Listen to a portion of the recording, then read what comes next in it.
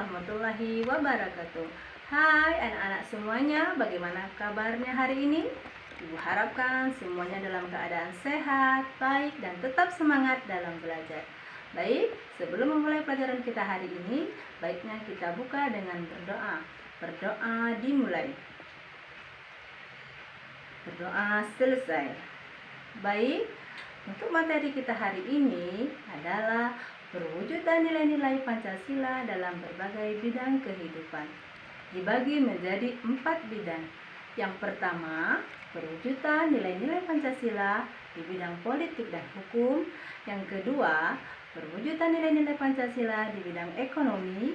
Yang ketiga, perwujudan nilai-nilai Pancasila dalam bidang sosial budaya. Dan yang keempat, perwujudan nilai-nilai Pancasila di bidang pertahanan dan keamanan. Yang pertama, kita bahas dulu perwujudan nilai-nilai Pancasila di bidang politik dan hukum. Di bidang politik dan hukum dibagi menjadi 4 persoalan. Yang pertama, persoalan lembaga negara. Yang kedua, persoalan hak asasi manusia. Yang ketiga, persoalan demokrasi. Dan yang keempat, persoalan hukum. Baik, yang pertama, persoalan lembaga negara. Lembaga negara di Indonesia ada MPR, DPR, DPD, Mahkamah Agung, Mahkamah Konstitusi, dan lembaga negara lainnya.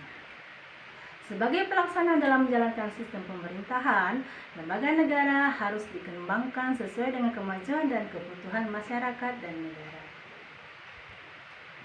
Yang kedua, persoalan hak asasi manusia atau yang dikenal dengan HAM.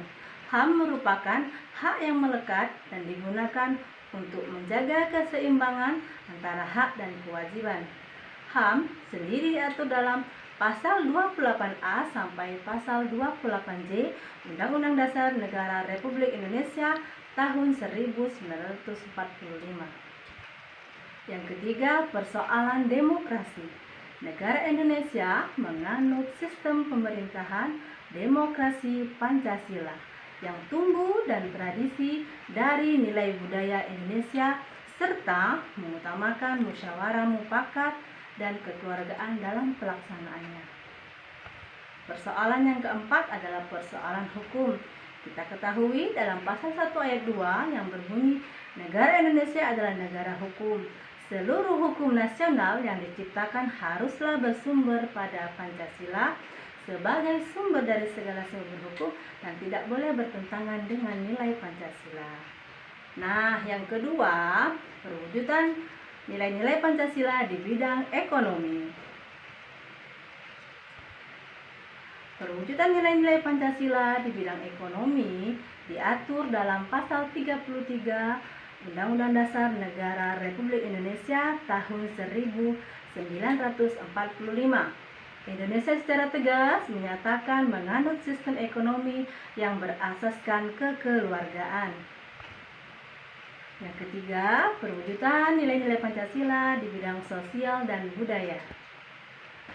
Dalam bidang sosial budaya, diatur dalam Pasal 32 ayat 1 Undang-Undang Dasar Negara Republik Indonesia.